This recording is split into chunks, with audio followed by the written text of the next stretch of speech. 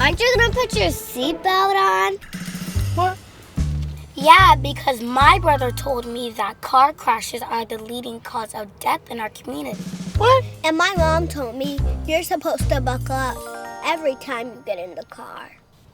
Uncle Matt, don't you want to go home safely? Yeah, I guess I do. Well, can you please buckle your seatbelt? Yes, ma'am. Like this? Yes!